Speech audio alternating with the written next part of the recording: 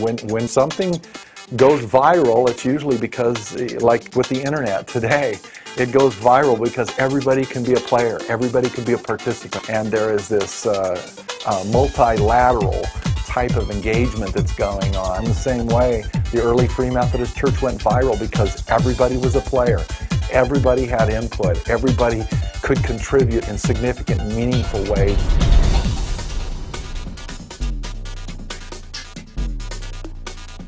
Our history was really a history of a lay movement that had great enthusiasm. I think this is one of the geniuses of Wesley and of the Free Methodist tradition. Every person is called of the Lord in some significant way. There was a tremendous zeal for evangelism and social action, where the clergy worked to equip and laity to scatter. 2 Timothy chapter 2 verse 2.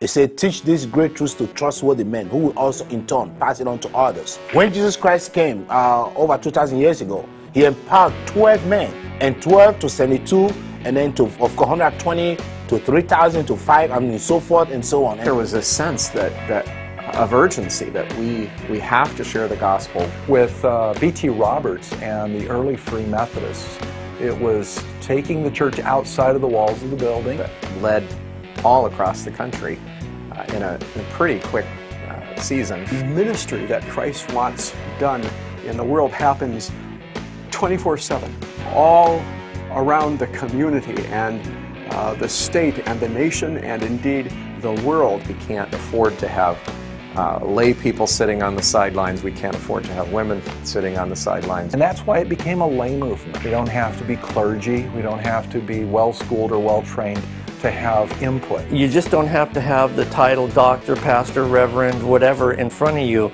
to do the work of Christ. It takes this transformation that God has done inside me, and then that activation pushes me out into my universe, into my world.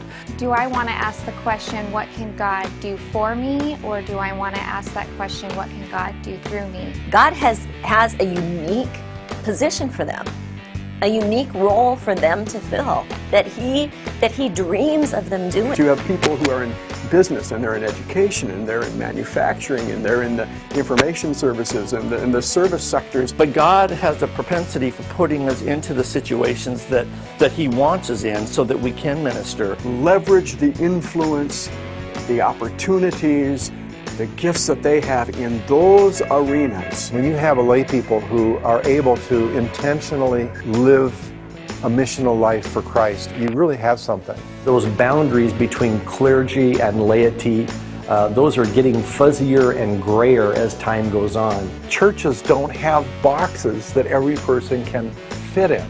And so when we are true to our heritage and true to the originating DNA of the Methodist movement, engaging everyone in doing their part to advance God's cause, God's kingdom in the world. The expansive opportunity that our life of holiness is nothing that can be compartmentalized by a set of behaviors, but really we're to go out and live our lives among people that don't know what that means. That's when it really truly becomes viral. That's when it becomes contagious. And that's what early Free Methodism truly was.